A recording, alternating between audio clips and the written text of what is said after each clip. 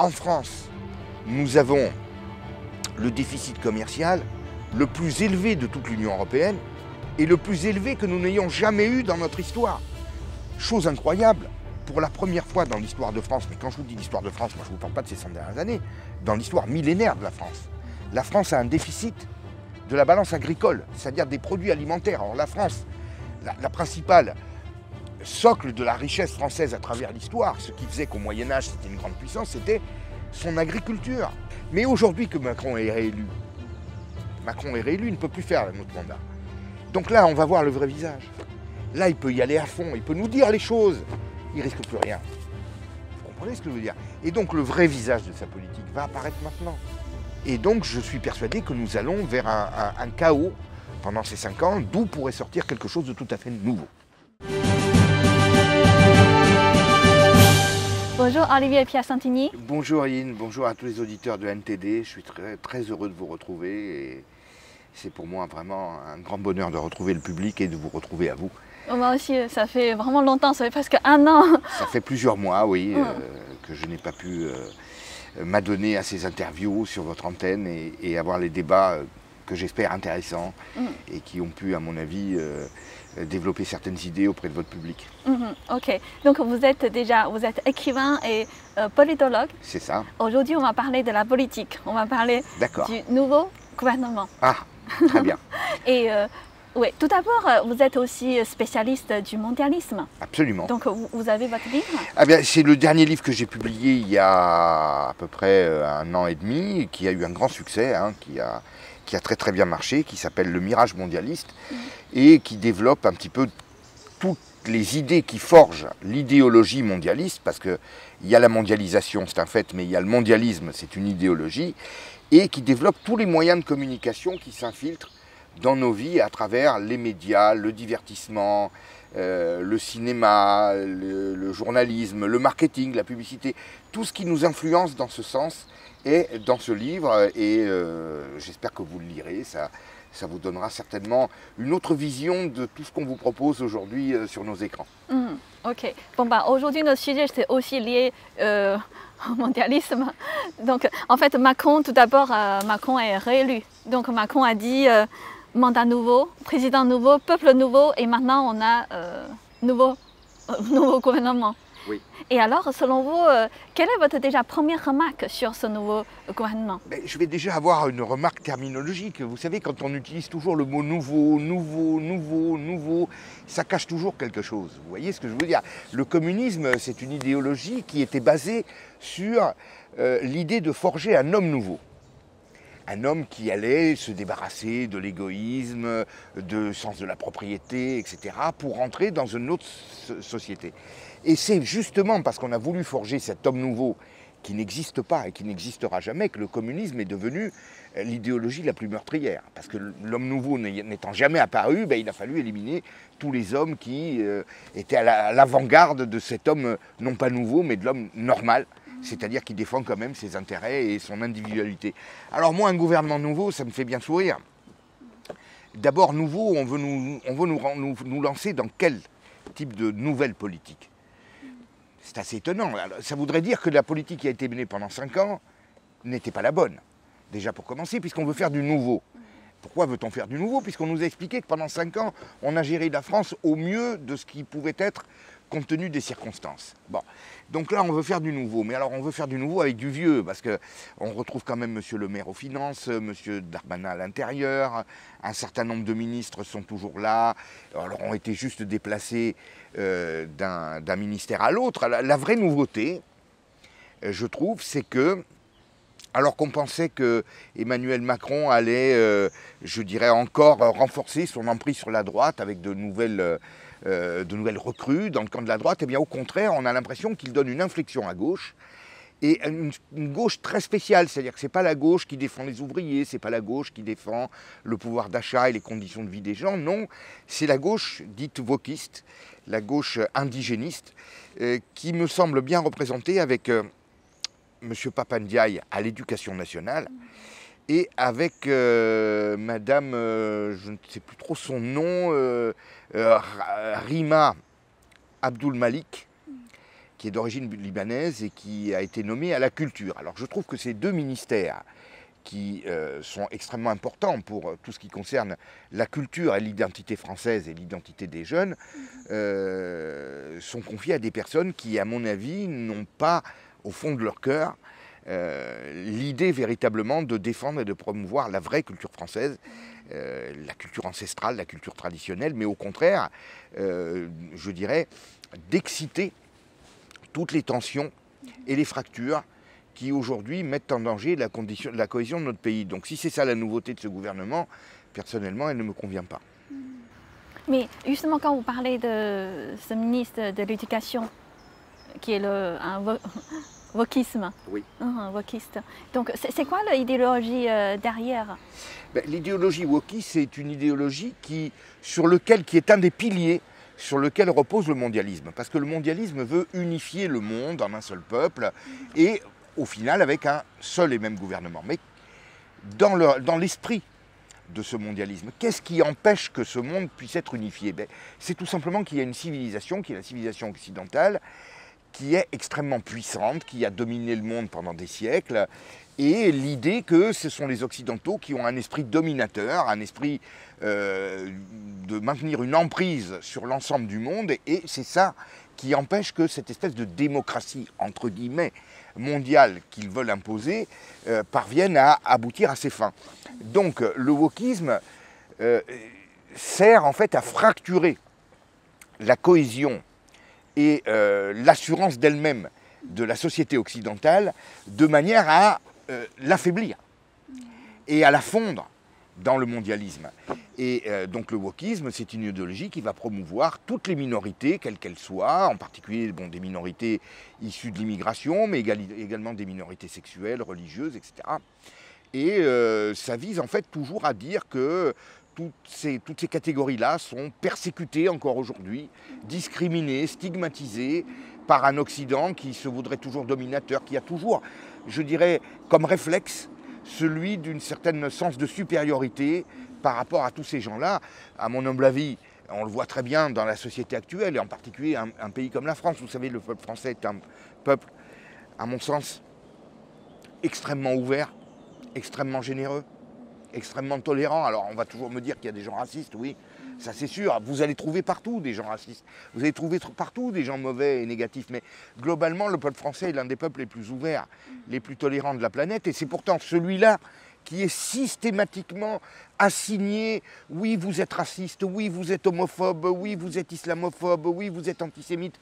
Bon, et c'est tout cela que le wokisme veut stigmatiser, le wokisme veut culpabiliser les Occidentaux vis-à-vis de toutes les minorités. Et à travers cette façon de pratiquer, il entame grandement la cohésion et je dirais même la tranquillité du peuple français dans toutes ses composantes. Parce que pour moi, on est quand même en France et on doit, en France, partager cette culture qui doit être celle de tous les enfants qui aujourd'hui vivent en France. Le wokisme ne veut pas ça. Le wokisme veut au contraire enfermer chacun dans sa propre culture d'origine et le focaliser là-dessus et, encore une fois, la tourner contre cette culture française qui est celle qui a façonné ce merveilleux pays qui nous accueille aujourd'hui et qui nous permet de vivre et de nous exprimer comme nous le faisons. Justement, tout à l'heure, vous dites que c'est le communisme en fait qui veut raser la culture traditionnelle, qui veut vraiment tout créer à nouveau. Et dans ce cas-là, avec ce nouveau ministre de l'Éducation, qu'est-ce qui va arriver dans nos écoles en fait? Mais écoutez, moi je vais vous dire, alors moi j'ai une théorie très spéciale qui est très peu reprise dans les grands médias, mais alors on nous dit toujours, vous savez, Macron il est de droite, c'est un ultralibéral, il veut libéraliser la société, etc. Alors on fait une confusion. Macron est soutenu par les multinationales, qui elles-mêmes soutiennent le projet mondialiste parce que ça va dans leurs intérêts économiques, celui d'une ouverture des frontières à la circulation des produits, des capitaux, etc. Mais derrière ça, il y a une volonté de capter l'essentiel de l'activité et des richesses économiques au profit de cette oligarchie de multinationales et ensuite de créer une forme de communisme pour assurer quand même la survie des gens et le niveau des gens. Alors c'est pas vraiment du communisme, mais c'est quand même une idée de capter l'essentiel des richesses, de freiner l'initiative individuelle en termes d'entreprise et je dirais de manager le revenu de chacun en égalisant et en attribuant des revenus, au moins des revenus minimums, puisqu'aujourd'hui on parle de plus en plus également de revenus universels. Et ce gouvernement Macron n'a pas échappé à la règle, et je vais vous le démontrer très simplement. Quand il est arrivé au pouvoir en 2017, la part de la dépense publique dans le PIB, c'est-à-dire la part de ce que l'État capte de la richesse produite, était déjà en France énorme, c'était la plus élevée du monde, en dehors de la Corée du Nord évidemment, de Cuba, bon, elle était de 55%. Aujourd'hui, elle est de 62%. Ça veut dire qu'à peu près les 2/3 de ce que les Français produisent dans leur travail quotidien, qu'il s'agisse des petites entreprises, mais également des salariés, des fonctionnaires, etc., est capté par l'État. Et nous sommes au niveau de ce que pouvait être la Hongrie dans les années 50, quand elle était sous la férule du système bolchevique. Donc, il n'y a pas d'ultralibéralisme chez Macron. Il y a plutôt un ultrasocialisme. Et le système du quoi qu'il en coûte qui a été pratiqué pendant 2 ans et demi, alors on nous explique que c'est une exception, c'était parce qu'il y avait eu ce problème, mais par expérience, je sais que quand on augmente les dépenses publiques, on crée, si vous voulez, un appel d'air pour des besoins, pour que les gens se tournent vers l'État pour survivre. Et c'est très difficile ensuite de revenir en arrière. Et donc nous sommes aujourd'hui dans un système qui est ultra administré par l'État. Et moi j'appelle ça quand même, alors on n'est pas encore dans le communisme pur et dur, mais enfin, d'année en année, on évolue toujours un peu plus dans ce sens-là. Vous savez, l'Union soviétique elle-même, c'était 75% de part de dépenses publiques par rapport à l'État. Aujourd'hui, on est à 62. Sous le général de Gaulle, en France, on était à 34. Vous voyez quand même l'évolution. Donc en fait, le peuple dépend de plus en plus bien sûr. Et le peuple dépend de plus en plus de l'État, des subsides de l'État, et a de plus en plus acquis le réflexe de se tourner vers l'État, quoi qu'il arrive, quel que soit le souci qui se pointe à l'horizon. Vous voyez, donc c'est dans les faits, c'est dans la gestion économique, et ça s'insinue de plus en plus dans les esprits de la population. Ouais. Quand on parle de l'économie, j'aimerais parler justement par rapport aux 4 priorités fixées par Macron ce lundi pour tous ces nouveaux ministres. Donc il y a école, aussi écologie, santé, aussi inflation. Au niveau inflation, le Premier ministre a annoncé les mesures comme chèque alimentation et aussi bouclier tarifaire. On en est là. Alors, on va commencer par l'inflation, surtout, je pense que c'est le point le plus important et c'est celui sur lequel j'ai le plus d'idées. Alors vous savez, moi, cette inflation, tous ceux qui me suivent vont pouvoir me retrouver sur, par exemple, Boulevard Voltaire, qui est un média sur lequel j'ai beaucoup écrit. Je vais reprendre d'ailleurs mes activités là-dessus, puisque vous savez que j'ai eu un petit temps d'arrêt lié à des problèmes de santé. J'ai écrit l'année dernière un article sur Boulevard Voltaire où j'explique qu'une vague d'inflation va arriver, une vague terrible. Et j'explique que les taux d'intérêt vont remonter et que ces taux d'intérêt, chaque point de taux d'intérêt qui va remonter va nous coûter, au budget de la France, 36 milliards. Pourquoi? Parce que la France est endettée maintenant à hauteur de pratiquement 3 000 milliards d'euros. Alors pour le moment, tous les économistes en cours, comme Jean Tirole, prix Nobel d'économie, ou Patrick Artus, nous disaient « Ah mais la dette c'est pas grave, les taux d'intérêt sont très bas ». Ben oui, là, au moment où on l'a fait, ils étaient très bas à cause de la politique de la BCE. Je ne vais pas rentrer dans les détails. Mais est-ce qu'ils vont rester bas à vie? Ce n'est pas possible. Vous comprenez? Ils évoluent. Et avec une dette de 3 000 milliards d'euros, ben, chaque point de hausse de taux d'intérêt, c'est 36 milliards. Moi, j'avais évalué à 36 milliards. La semaine dernière, le gouverneur de la Banque de France a sonné l'alarme, a tiré la sonnette d'alarme dans le Figaro en expliquant que chaque point de hausse de taux d'intérêt allait coûter 39 milliards. Donc moi, je l'avais évalué à 36 milliards l'année dernière. Lui, il évalue à 39 cette année. Mais il savait aussi bien que moi l'année dernière. Simplement, on lui a intimé l'ordre de ne rien dire. Parce qu'on a voulu engager la France dans cette voie du surendettement sous couvert de politique sanitaire. Pour moi, on l'a surendetté volontairement, en réalité, pour l'affaiblir, affaiblir encore davantage les États et les rendre prisonniers du monde de la finance. Et toutes ces politiques du quoi qu'il en coûte, qu'on a, je dirais, poussé à leur paroxysme durant toute cette période Covid, ben, ces politiques du quoi qu'il en coûte. Alors il y a toute une technique qui est plus complexe que ça, mais en réalité c'est la planche à billets. C'est-à-dire on fabrique de l'argent qui n'est pas relié à une production. Pour qu'il y ait une stabilité monétaire, il faut que la création monétaire suive ou, je dirais, excède légèrement l'évolution de la production.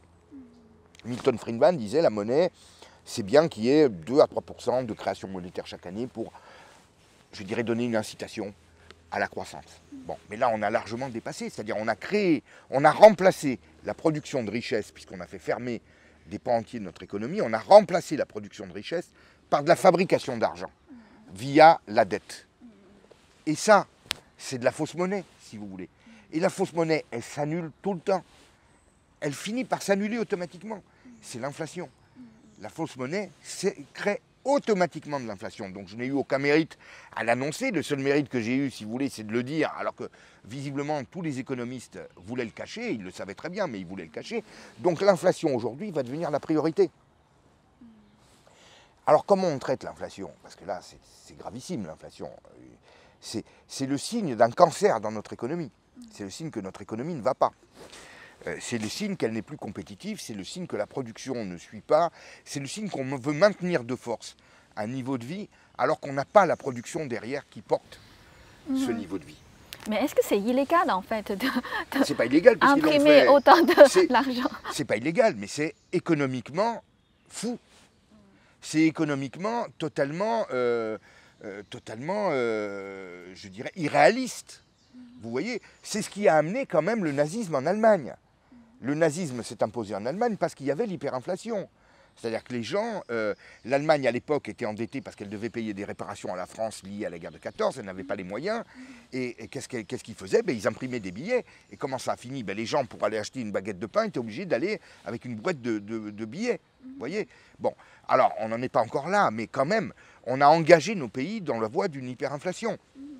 J'avais fait également l'année dernière une émission sur une autre antenne que la vôtre qui s'appelle TV Liberté, où on parlait du plan Biden, 2000 milliards d'euros d'aide pour les ménages avec des chèques, on envoie un chèque de 8 000 euros, 8 000 dollars, je ne sais plus. Bon. Et alors tout le monde avait l'air content en France, ah ben oui, Biden il fait quelque chose. Mais j'ai dit, mais il fait quelque chose, oui, il est en train de couler le dollar. Il est en train de couler le dollar. Ça va être l'inflation massive. Quand vous donnez de l'argent aux gens comme ça, mais qu'il n'y a pas la production derrière, qui ne suit pas, c'est tout simplement les prix qui vont remonter. Et c'est bien ce qui est arrivé, puisque l'inflation aux États-Unis, donc le plan Biden, je crois que c'était mars de l'année dernière, à partir de septembre, l'inflation aux États-Unis a commencé à atteindre les 7-8%. Voilà. Donc, mais c'est toujours le peuple qui est la victime réelle. Le peuple est la victime de la démagogie de ces gouvernants-là. Parce qu'on veut toujours leur dire, mais vous voyez, nous on fait tout pour maintenir votre niveau de vie, il y a le Covid, il y a la pandémie, il y a la guerre, il y a ce que vous voulez, on vous donne des chèques. Mais on vous donne des chèques avec de l'argent qui ne vaut plus rien, ou qui est appelé à ne plus rien valoir au bout de quelques temps. Vous voyez, donc c'est de la démagogie électoraliste, ça tombait bien pour M. Macron, puisque, vous voyez, M. Macron vous a expliqué qu'il n'y a plus de chômage en France. Mais c'est étonnant, comment ça se fait en fait? Les tout simplement, chiffres alors je vais vous l'expliquer très simplement. Ouais. Je vais vous l'expliquer avec des chiffres. Alors, je ne peux pas vous donner des chiffres précis, mais je vais vous donner des ordres de grandeur. Durant la période de Covid, 2020-2021, la France s'est endettée d'à peu près 340 milliards d'euros. Bien. La perte de PIB qui est liée à la fermeture due aux politiques sanitaires a été, elle, de 260 milliards d'euros. Donc, au bout de ces 2 ans de Covid, qu'est-ce qui se passe? Non seulement on a compensé la production, c'est-à-dire qu'on a mis l'argent qui correspond à la perte de production comme si rien ne s'était passé, mais on a injecté 80 milliards d'euros en plus. C'est-à-dire qu'en fait, il y a plus d'argent en circulation au bout, après 2 ans de Covid, plus d'argent, je parle d'argent, après 2 ans de Covid que s'il n'y avait pas eu le Covid. Et donc, effectivement, les entrepreneurs ont de l'argent, l'État a de l'argent, etc. Donc on embauche. Mais tout ça, c'est du vent. C'est sur un tas de papier qui va brûler, que l'inflation va faire brûler. Voilà. Mais on a créé l'illusion, jusqu'aux élections présidentielles, qu'en fait on avait géré l'économie et que tout va bien.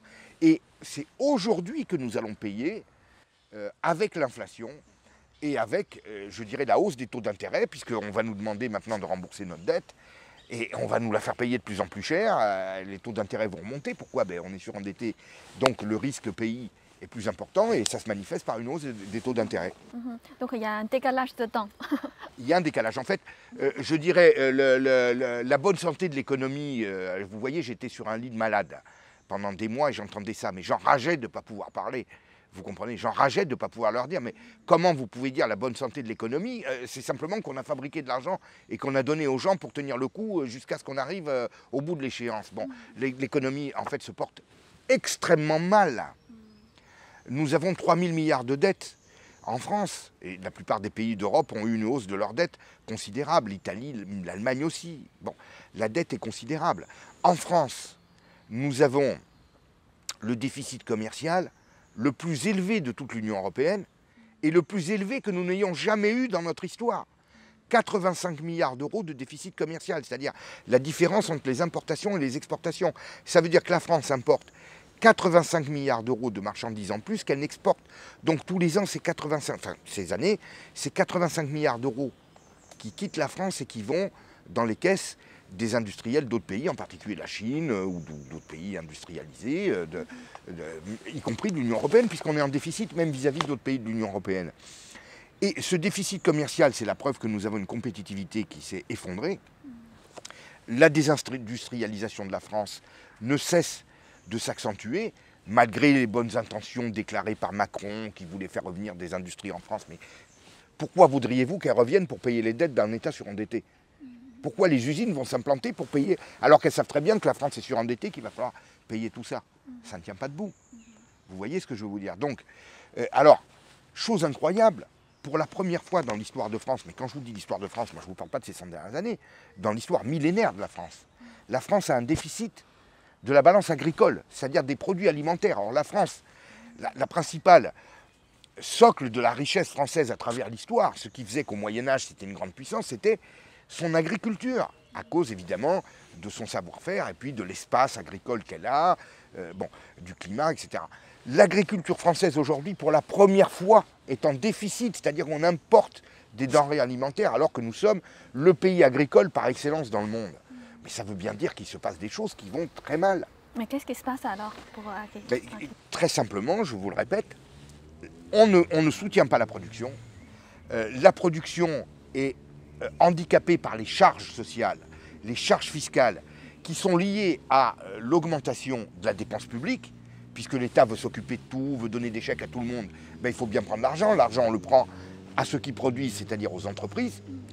Et j'ajoute aux entreprises petites, moyennes ou même les grosses, mais enracinées ici, pas les multinationales. Les multinationales, au niveau du coût du travail, elles délocalisent, et au niveau fiscal, elles vont dans les paradis fiscaux. Donc celles-là bénéficient d'une exonération, je dirais, des problématiques, et le poids de la fiscalité qui handicape l'économie française pèse sur les entreprises qui produisent ici.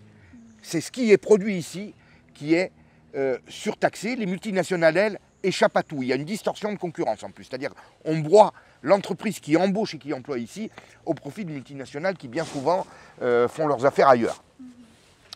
Et donc, on handicape la production.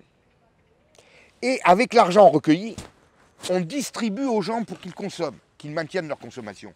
Mais puisque la production française ne suit pas les moyens qu'on donne aux gens pour consommer, qu'est-ce qu'ils font? Ils achètent des produits étrangers. Et donc c'est la balance commerciale qui part en brioche. La balance commerciale, elle est handicapée par le fait qu'on alourdit les entreprises de charges, donc elles produisent moins, elles sont moins compétitives, et on donne de l'argent aux gens pour consommer quand même. Donc ils consomment, et ils consomment des produits chinois, des produits allemands, des produits italiens, des produits tout ce que vous voulez. Voilà. Et donc notre économie va très mal. Et la politique de Macron, à mon avis, y est pour quelque chose, mais enfin celle de M. Hollande avant également. Hein. On ne va pas l'exonérer, mais enfin lui-même en faisait partie. Donc c'était le conseiller aux affaires économiques, puis ministre des Finances. Donc nous sommes dans la même continuité. Est-ce que, c'est-à-dire, on peut dire, depuis 2 ans de la Covid, il y a eu une répartition de richesse, c'est-à-dire les multinationales deviennent de plus en plus riches, et après, pour les petites et moyennes entreprises, devient en difficulté. Il y a, si vous voulez, une accélération d'un mouvement de fond qu'on observe depuis des années. Ce mouvement de fond, vous le voyez bien, c'est nous entrons dans un monde de plus en plus virtuel.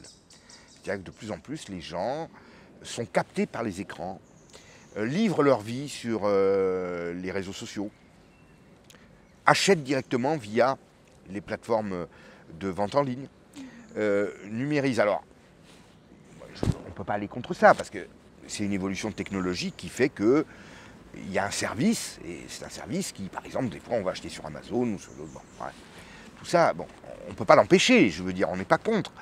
Mais le système du Covid a accéléré cela, puisqu'on a maintenu les gens chez eux pendant 2 ans. Donc on leur a fait prendre de nouvelles habitudes. De nouvelles habitudes, c'est de tout recevoir à la maison. Bien, on n'a rien fait pour rééquilibrer en faveur des commerces de proximité, en faveur de tout ce qui fait la vie et qui fait la vitrine de nos villes, qui fait la vie sociale, la vie collective, la vie culturelle. Et ces magasins et toutes ces enseignes participent de cela. Donc, moi, je ne dis pas qu'il faut empêcher, je dirais, le monde virtuel, l'économie numérique. Je dis qu'il faut rééquilibrer la tendance de fond qui s'est accélérée de façon artificielle pendant la période de Covid, en faveur d'une économie physique, je dirais, qui souffre beaucoup et qui est d'utilité publique. Parce qu'elle participe, encore une fois, à notre vie sociale et elle participe à la vie de nos villes et à l'embellissement et à la culture de nos villes. Donc on ne peut pas laisser les choses en situation, mais là encore, qu'a fait le gouvernement? Rien du tout. En réalité, sa feuille de route, c'est bien sûr d'accompagner cette transition et même de l'accélérer et même d'aller dans ce sens-là. Donc je ne compte pas du tout sur ce gouvernement pour aider nos commerçants, nos artisans aujourd'hui et contrebalancer, je dirais, cette hégémonie du numérique qui s'impose. Mais est-ce que c'est fait exprès, en fait, justement, attirer les gens vers ce côté virtuel, ce côté de... Vous savez, est-ce que c'est fait exprès? C'est comme à la fin de l'Empire Rome, il y a comment dire, le gouvernement il a proposé le pain ou le sucre. C'est ça, c'est ça. Ouais, ben oui, mais on est exactement dans le même système. C'est-à-dire que vous savez, c'est amusant, mais vous faites bien de me parler de ça, parce que si vous lisez les derniers siècles, les 2 derniers siècles de l'Empire romain et la décadence, vous retrouvez exactement les mêmes problématiques. Vous avez des problématiques liées à ce qu'on appelle les invasions barbares, mais qui ne sont rien d'autre que ce que nous vivons aujourd'hui, c'est-à-dire les invasions barbares. L'armée romaine était trop puissante. Personne ne pouvait la battre sérieusement ou effondrer. L'effondrement est venu par le fait qu'il y avait une intrusion, si vous voulez, sous forme d'immigration, oui, d'installation, si vous voulez, de peuplement dit barbare par les Romains. Ça a commencé de façon massive, je crois, une année, parce qu'il y avait justement un refroidissement. Alors le Rhin avait gelé, et beaucoup d'Allemands, enfin d'Allemands, de Germaniques, des peuples germaniques, c'était pas les Allemands à l'époque, des peuples germaniques qui étaient de l'autre côté du Rhin et qui avaient des sols gelés, donc qui avaient des problèmes vraiment de famine, avaient profité du fait que le Rhin était gelé pour traverser et s'étaient installés. Et les Romains utilisaient cette arrivée d'abord pour, je dirais, dans les effectifs des légions romaines, parce que les Romains en bourgeoisie ne voulaient plus se battre. Donc on prenait, je dirais, ces peuples-là pour, je dirais, composer les légions romaines. Hein. C'était devenu la force militaire romaine, c'était ces étrangers-là. Et d'ailleurs, tiens, je vais vous faire une petite digression. On dit que les Italiens parlent avec les mains, comme moi. Vous l'avez remarqué. Et vous savez pourquoi? Ah ben, je vais vous le dire. C'est parce que les légions romaines étant composées de plein de nationalités, les chefs parlaient par signes pour pouvoir se faire comprendre. Et c'est resté dans les mœurs italiennes, vous voyez, comme quoi nous retrouvons dans nos caractéristiques propres des choses qui remontent à des centaines et des milliers d'années. Donc l'histoire, elle est toujours là, on veut l'effacer, mais elle est toujours là, elle est au milieu de nous.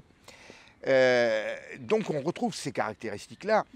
On a également la même problématique de délocalisation, parce qu'avec l'Empire, Rome s'approvisionnait non plus sur la terre italienne ou sur les premières conquêtes comme la Gaule ou l'Espagne, enfin l'Ibérie, mais prenait les produits et les productions alimentaires plus loin, et les paysans romains, les paysans italiens par exemple, se retrouvaient en déshérence.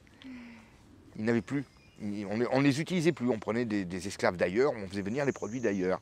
Et comment on compensait? On assurait je dirais, l'alimentation des gens, leur divertissement, du pain des jeux, c'est de là que vient cette expression. Ben, c'est exactement ce qui est en train de nous arriver aujourd'hui, c'est la même chose. C'est la même chose, on va assurer à des millions de gens de plus en plus nombreux qui n'ont plus, je dirais, de débouchés pour leur travail, puisqu'on fait tout faire ailleurs, eh bien on va leur assurer un revenu de substitution. Okay. J'espère que j'ai été clair. Oui, ok. Donc on a parlé beaucoup pour inflation. Maintenant, on va parler aussi au sujet de climat. Parce que pour la Première ministre, elle a dit, elle estime qu'il faut absolument accélérer sur le sujet du climat. Supposons qu'il y ait donc un réchauffement climatique, apparemment il y en a un, bon.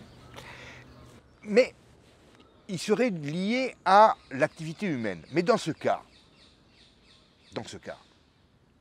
c'est à la mondialisation qu'il faut s'attaquer. Pourquoi? Parce que la mondialisation fait fabriquer à des dizaines de milliers de kilomètres les produits qui nous reviennent. Le même produit d'ailleurs va transiter par plusieurs pays.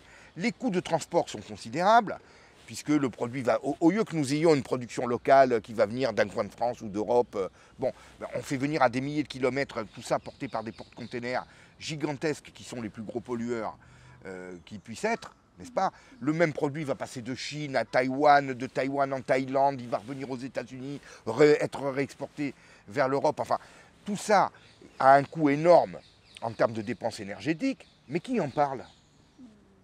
Ben non, on nous dit de couper l'eau quand on se brosse les dents, on nous dit de ne plus prendre notre voiture pour aller de là à là. Mais par contre, de ça, on n'en parle jamais. Alors, moi, je me pose des questions. Vous savez, il y a eu une réunion, je crois, par visioconférence, il y a quelques mois, des principaux chefs d'État à l'initiative de Joe Biden pour parler du climat. Mais il a été maintenu une dérogation pour la Chine qui, jusqu'en 2030, a le droit de faire ce qu'elle veut au niveau des émissions de gaz à effet de serre, alors que c'est le plus gros pollueur. Et c'est à partir de 2030 qu'elle va pouvoir, qu'on lui demande de freiner, etc., jusqu'en 2050. Mais alors, jusqu'en 2030, elle peut y aller à fond. Mais pourquoi est-ce que c'est la France qui est dans le viseur, alors que c'est le deuxième pays le plus propre du monde en termes d'émissions de gaz à effet de serre après la Suisse? C'est la France. Elle a pourtant été attaquée par le collectif Greta. Elle fait partie des pays qui ont été attaqués en justice par le collectif Greta, alors que c'est le deuxième pays le plus propre du monde. Mais pourquoi la Chine, elle n'est pas attaquée? Parce que là, en voilà un pollueur, hein, Yin. Alors, c'est pas la faute du peuple chinois, mais c'est le régime chinois qui en laisse faire n'importe quoi, et puis qui, lui, n'en a rien à faire du problème écologique. Hein. Je pense que sa préoccupation, lui, c'est sa souveraineté économique, son industrie, et c'est rentrer en devise à l'export.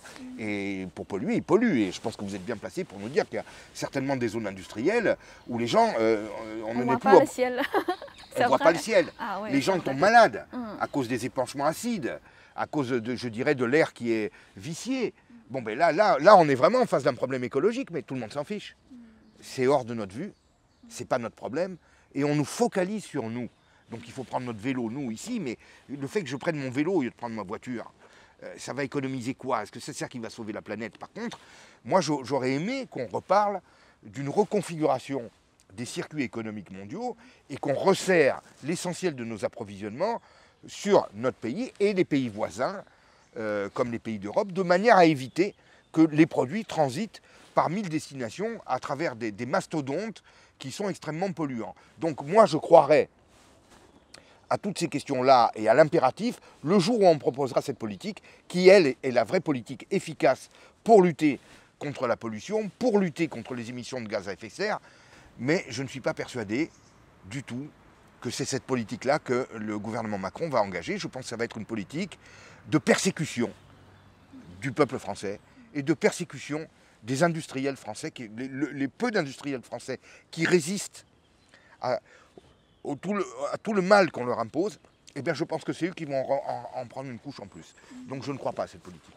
Ouais. Mais justement, je vais vous aussi citer, il y a le président du groupe Alibaba, justement au forum Davos.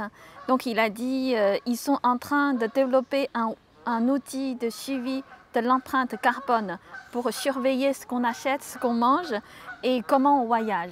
Donc c'est le pass carbone. Là, la question, c'est la surveillance généralisée. Je suis originaire de la région d'Émilie-Romagne, en Italie. C'est une très belle région d'Italie, avec vraiment beaucoup de patrimoine culturel. Une région très riche industriellement, mais qui est communiste depuis toujours.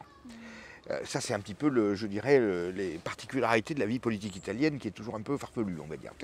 Quand on arrive en Bologne, qu'on voit toutes ces femmes en vison, on a du mal à croire que c'est communiste, et ben c'est communiste. Bon, c'est comme ça. Bon.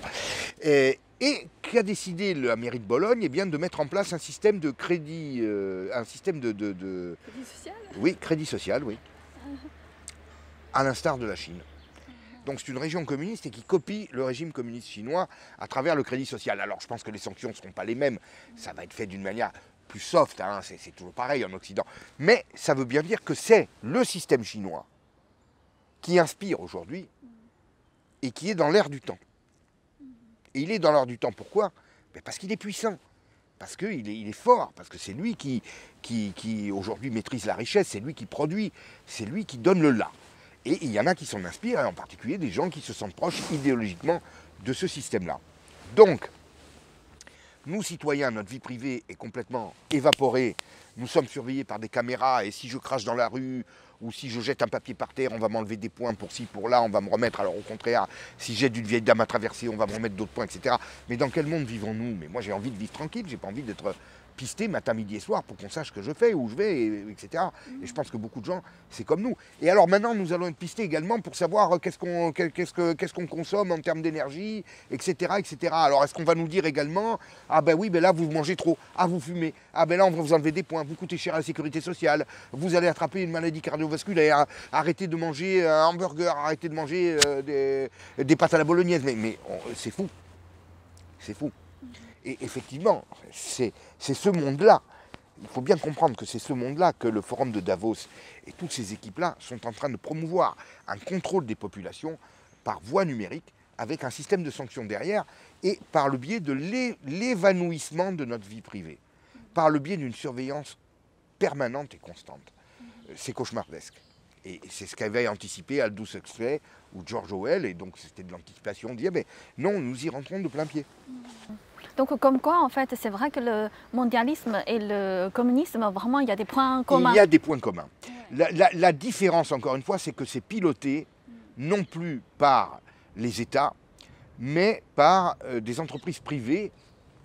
Et encore une fois, alors, ce que je ressens, moi, très fortement, si encore c'était des entreprises privées avec une vraie liberté d'entreprendre et une équité dans la concurrence. Parce que le libéralisme, on l'oublie souvent, c'est la concurrence libre et non faussée. Mais aujourd'hui, il n'y a plus de concurrence libre et non faussée. Pourquoi? Parce que les multinationales payent 8% d'impôts sur les sociétés. Quand les sociétés, petites, moyennes ou même grandes, mais enracinées, sociétés nationales, en payent 27-28%. Donc il n'y a pas d'équité. Il n'y a pas d'équité. Il y a la volonté de capter l'essentiel de la production par un oligopole de sociétés, les fameuses 1000, qui se retrouvent au Forum de Davos et qui font plus de 3,7 milliards de chiffre d'affaires, qui concentrent de plus en plus, je dirais, de la production et de l'activité. Vous voyez bien que dans tous les secteurs, il y a une concentration des groupes, c'est-à-dire, prenez par exemple le monde automobile qui intéresse beaucoup de gens. Dans les années 60, 70, 80, il y avait des dizaines et des dizaines de marques et d'entreprises indépendantes. Une partie ont disparu et puis les autres se regroupent. Regardez le groupe Stellantis qui s'est constitué l'année dernière. Mais vous vous rendez compte, il vient du groupe Fiat. Fiat qui avait déjà acquis Lancia, Alfa Romeo, Ferrari, donc la plupart des voitures produites en Italie, qui s'est réuni avec Peugeot, qui lui-même avait acquis Citroën, et qui ensuite s'était rallié à Opel. Donc vous voyez un petit peu ce groupe, un seul groupe qui fait Peugeot, Citroën, Fiat, Opel, Alfa Romeo, Lancia.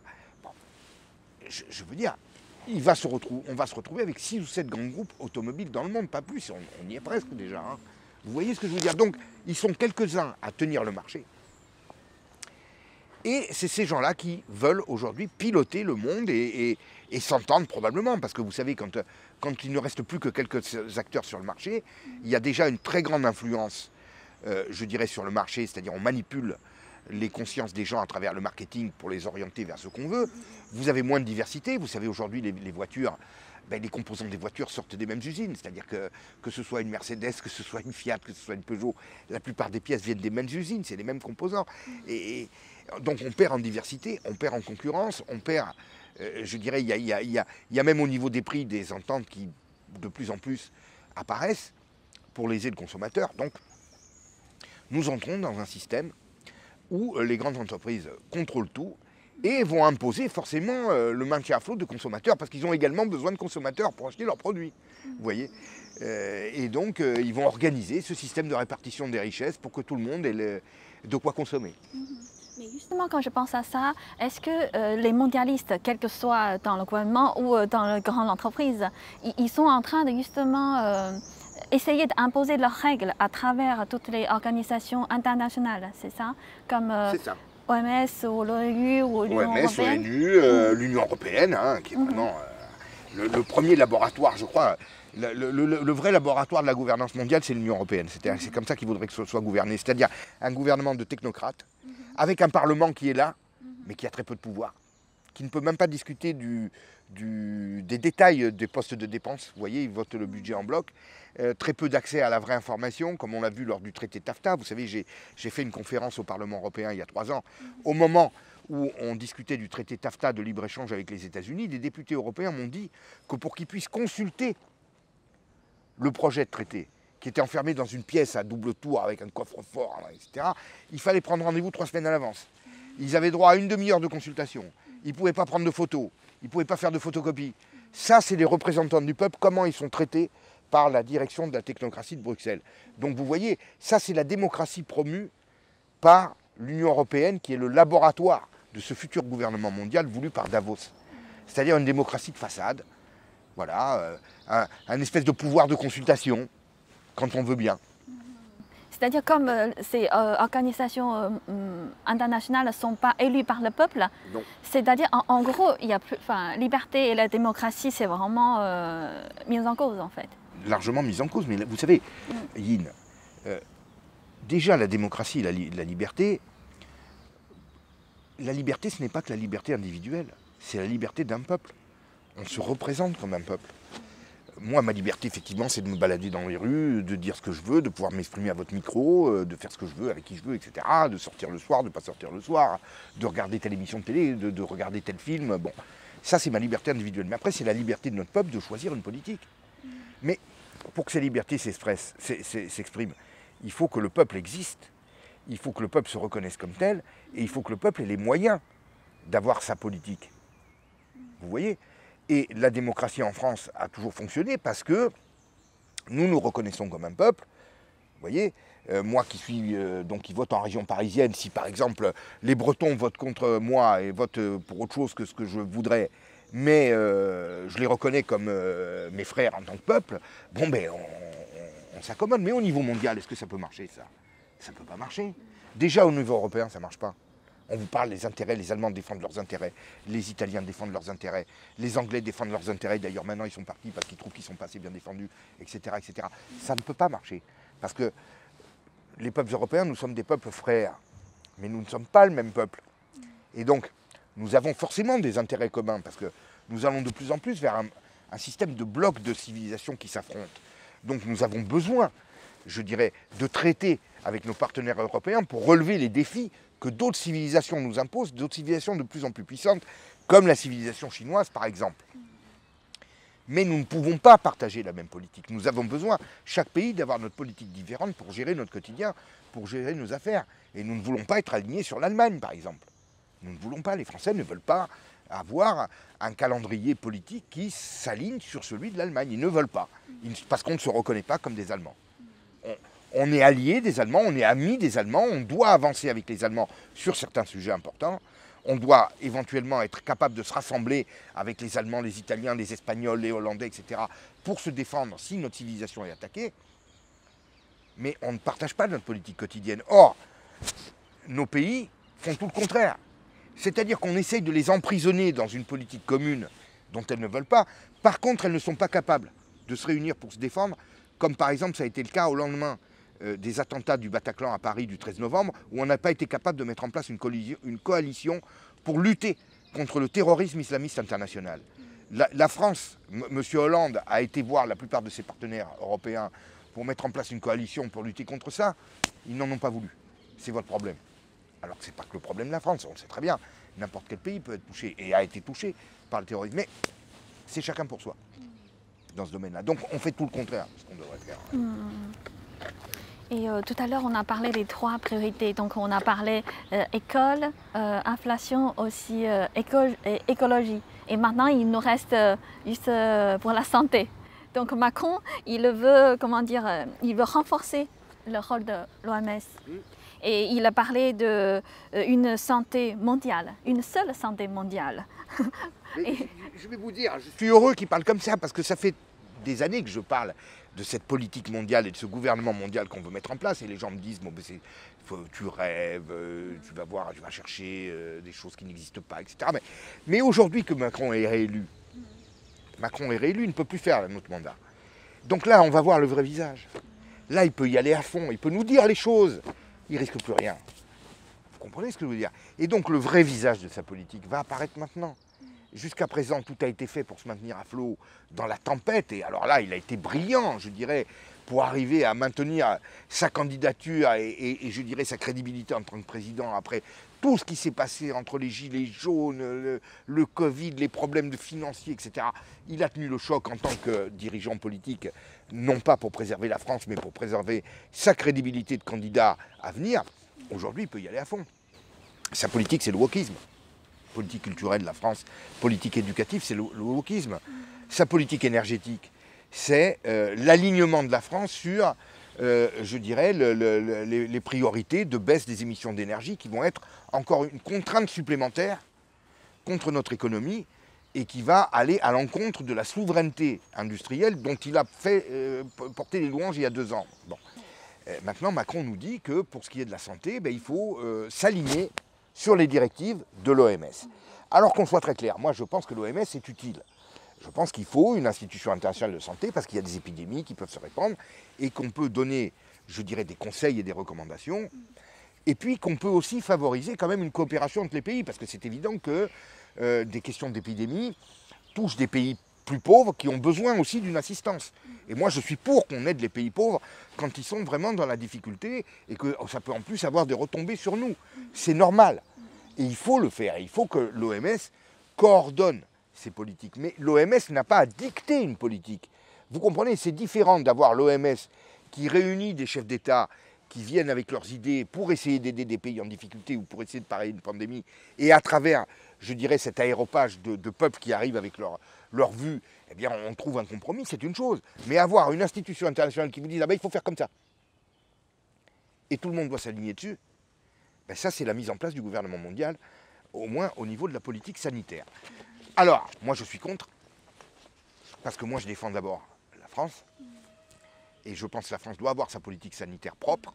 Encore une fois, elle doit être regardante vis-à-vis des autres, elle ne peut pas se moquer de tout ce qui se passe dans le monde, elle a son rôle, et elle a aussi ses devoirs en tant que pays phare, parce que c'est un phare, mais elle doit d'abord défendre ses propres intérêts, sa propre politique sanitaire. Bien, c'est le premier point. Donc elle n'a pas à obéir à une instance multinationale. Deuxième point, cette fameuse OMS, est-ce qu'on peut lui faire confiance à 100% ? Parce qu'elle n'a quand même pas été... Eh bien oui, parce que si vous voulez, vous savez très bien, la Chine métastase de plus en plus les institutions internationales, et en particulier l'OMS. Monsieur Ghebreyesus, qui est le président de l'OMS, est éthiopien. L'Éthiopie, c'est une forme, entre guillemets, de colonie chinoise, colonie économique, puisque la Chine a investi massivement. La Chine commence à délocaliser certaines de ses usines en Afrique, elle le fait en Éthiopie, c'est sa base centrale. L'Éthiopie s'est beaucoup développée ces dernières années grâce aux investissements chinois. La Chine a racheté des millions d'hectares de terre en Éthiopie pour assurer sa souveraineté alimentaire, pendant que nous, on devient déficitaire en termes de balance agricole. La Chine, elle, veut assurer sa souveraineté alimentaire en investissant dans certains pays, en faisant des bases de production qui vont directement revenir vers le pays au cas où demain une pénurie pouvait arriver. Et on y est déjà, hein, on commence à... Bon. Donc l'Éthiopie est complètement sous l'influence chinoise. Ce monsieur Ghebreyesus est un ancien ministre marxiste, ministre de la Santé de l'Éthiopie. L'Éthiopie a été un pays marxiste pendant fort longtemps. Et c'est quand même étonnant, en début de la pandémie, tout a été fait pour minimiser, masquer et surtout, je dirais, exonérer le gouvernement chinois de toutes ses responsabilités. Moi, ce qui m'étonne, enfin, regardez quand même la différence. Quand il y avait Trump, président des États-Unis, la Chine était sommée d'accepter des enquêtes internationales. Trump, tous les jours, exigeait que des enquêtes internationales puissent venir sur place pour voir ce qui se passe, d'où vient l'origine de la crise. On n'en parle plus aujourd'hui. Ouais. Tout le monde s'en fiche. La responsabilité de la Voilà, Chine. responsabilité de la Chine, premièrement. Donc on ne sait pas d'où vient cette pandémie. Alors il me semble que l'OMS devrait quand même s'y attacher, puisqu'il y a une pandémie. D'où ça vient? Pourquoi? Est-ce que vraiment la politique chinoise est conforme à ce qu'il faudrait pour éviter ce type de choses? Pour moi, non. Mais je veux juste rajouter une phrase. En fait, le seul pays, on peut dire pays, en fait, Taïwan, c'est le seul pays qui n'appartient pas à l'OMS et qui a bien réussi justement C'est incroyable. au début de la Covid. C'est incroyable. Ce qui est terrible dans cette affaire, c'est que, effectivement, si vous rentrez dans les détails, vous avez Taïwan qui, effectivement, n'est pas dans l'OMS et qui s'est débrouillé tout seul parfaitement, il n'y a pas de souci. Vous voyez, c'est un peu le même principe qu'on nous dit l'Union européenne, c'est ça qui nous sauve. Mais alors, il y a deux pays qui ne sont pas dans l'Union européenne en Europe. C'est la Suisse et la Norvège, c'est les deux qui se portent le mieux. Et pourtant, ce n'est pas des grands pays en termes de population ou de puissance. Mais c'est les deux pays les plus riches d'Europe. Ils ne sont pas dans l'Union européenne. Mais on nous explique que si on veut être riche, il faut être dans l'Union. C'est quand même paradoxal, vous voyez, mais tout ça, c'est le formatage. Sur les politiques sanitaires, vous avez la Suède qui a suivi une politique très particulière, puisqu'elle a préféré laisser aller le virus. Et puis finalement, on n'a pas eu plus de morts que nous, mais là aussi, personne n'en parle. On nous explique que tout ce système de fermeture, de sanctions économiques et autres, de restrictions, ben, c'était indispensable. Et on voit un pays qui n'applique pas du tout ces directives-là, qui fait le contraire et qui s'en sort, on va dire, pas plus mal. Alors, je n'ai pas les chiffres en tête, mais je sais que c'est du même ordre d'idée. Mais personne ne se pose la question. Personne ne pose la question parce que nous avons encore une fois ce système mondialiste qui est là et qui s'impose à travers un rouleau compresseur médiatique qui évacue toutes les questions qui pourraient remettre en cause, je dirais, ou toutes les interrogations qui pourraient remettre en cause la doxa qu'on veut nous imposer. Donc ben, c'est comme ça. Mais là, on va parler de votre livre. Donc, vous avez bientôt sorti votre livre, ça s'appelle La chute finale, c'est ça? La chute finale, l'Occident survivra-t-il? C'est ça, survivra-t-il. Et alors, vous avez dit dans le livre, j'ai cité juste deux phrases de résumé du livre. Ces élites mondialistes corrompues et incapables vont exploiter la crise du Covid pour porter un coup fatal à notre civilisation. Mais est-ce que la cause profonde de cette chute finale, c'est quoi? C'est cette idéologie? Pour moi, c'est clair. Encore une fois, si l'Occident aujourd'hui veut reprendre la main, il peut le reprendre immédiatement. Parce que c'est lui qui s'impose les chaînes qui l'entravent. C'est nous-mêmes qui nous imposons les chaînes qui nous entravent. Tout simplement. On le voit très bien en termes économiques, avec ce système de délocalisation, avec cette suprématie de la sphère financière, avec tout un ensemble de choses qui nous sont imposées, mais voilà, à travers les institutions internationales, à travers tout un tas je dirais, de règles que nous imposons à nous-mêmes, en termes de mieux-disant démocratique. Enfin, il y a des tas de choses qui sont extrêmement étonnantes. Comment vous expliquer que nous soyons si sourcilleux vis-à-vis de tas de pays et que, par exemple, l'Arabie Saoudite, bon, ben, on lui laisse faire ce qu'elle veut. Vous voyez, il y a tout un ensemble de choses où on s'impose, nous, des règles extrêmement strictes à travers la politique climatique, la politique sanitaire. Je pourrais vous décliner ça de mille manières. Mais pourquoi laisse-t-on faire tant de choses à côté? Vous voyez, et il y a vraiment, je dirais, ces contradictions qui sont de plus en plus patentes, qui créent un malaise et je dirais un déficit de confiance au sein des peuples occidentaux qui commencent aujourd'hui à se rendre compte qu'on veut les engager dans une voie qui est mortifère. Et c'est ça qui crée la résistance. Et le Forum de Davos lui-même est conscient de cette résistance et s'inquiète de cette résistance, malgré le fait qu'il ait réussi quand même à échapper à des sanctions en France et aux États-Unis, par exemple. Donc il y a une conscience des peuples et il faut aujourd'hui créer de nouvelles instances. Il faut avoir conscience des dangers qui pèsent sur l'Occident. Ces dangers, c'est que nous avons aujourd'hui des puissances adverses qui sont très fortes et qui sont déterminées contre nous, qui sont en particulier la Chine avec sa puissance commerciale, industrielle et politique maintenant. Et puis nous avons également un certain monde islamique qui est de plus en plus orienté pour affronter la civilisation occidentale. On le voit par exemple à travers la politique de M. Erdogan qui très clairement, c'est la première fois qu'un chef d'État d'un pays qui est quand même puissant, la Turquie, tient des propos anti-occidentaux, très clairement. il a dit très clairement, à travers une phrase qui était les mosquées seront nos casernes, les coupoles seront nos boucliers, les minarets seront nos baïonnettes. Et nous attaquerons et nous envahirons l'Occident et nous ferons de l'Europe la nouvelle terre d'islam. Il l'a dit. Il l'a dit, c'est explicite. Alors on va dire on est complotiste, mais non, ils le disent. Donc nous avons aujourd'hui des puissances adverses qui sont tournées pour nous porter des coups. Donc il faut que nous prenions conscience de cela. Il faut que nous prenions conscience que notre élite ne partage pas, nos élites financières et économiques ne partagent pas les intérêts des peuples, veulent nous engager dans une autre voie, une voie qu'ils ont déjà entamée depuis plus de 30 ans et qui nous conduit à un déclin continu. Donc il faut que cette conscience soit là. Il faut que les États reprennent la main, qu'elles assainissent leur politique financière et qu'elles reprennent une politique de souveraineté économique industrielle, c'est-à-dire qu'elles se décident non plus à sous-traiter la production aux autres pays pour que nous devenions des peuples uniquement de consommateurs, mais que nous reprenions en main notre souveraineté économique, que nous assurions le travail aux gens, aux peuples occidentaux, et que nous assurions une grande partie de nos approvisionnements chez nous. Et il faut recréer des espaces d'instance à la fois militaires et politiques et économiques qui vont nous permettre de nous coordonner pour résister à ces dangers et créer des espaces de coopération entre pays occidentaux et de partage, je dirais, à la fois du savoir, du renseignement, des influences, etc. etc. Voilà. Donc c'est à travers une complète redéfinition du logiciel de nos politiques que nous pourrons y arriver. Il y a le grand reset d'à côté qu'on veut nous imposer, mais comme les gens sont de plus en plus conscients du grand reset, il y a le grand réveil.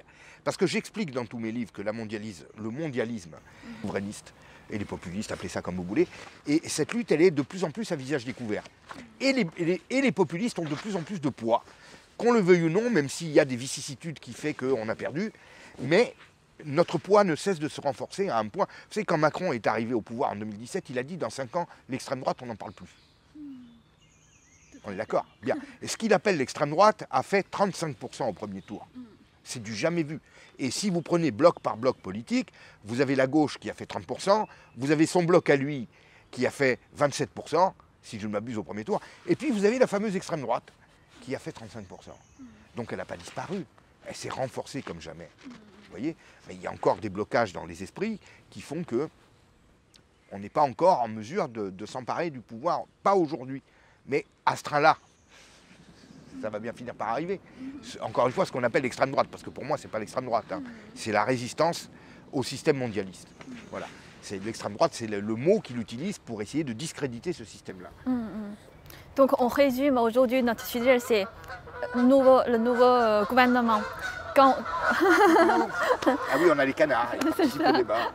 Et quand on résume ce nouveau gouvernement à l'avenir, pour les 5 ans à venir, quel est votre, comment dire, pour nos téléspectateurs, quel est votre résumé? Écoutez, moi, très clairement, écoutez, moi je vais vous dire très clairement, hein, je pense que les 5 ans à venir, on va avoir vraiment, il va arriver des événements tels qu'on n'en a jamais vu. Parce que l'hyperinflation va provoquer un écroulement du système financier, c'est évident.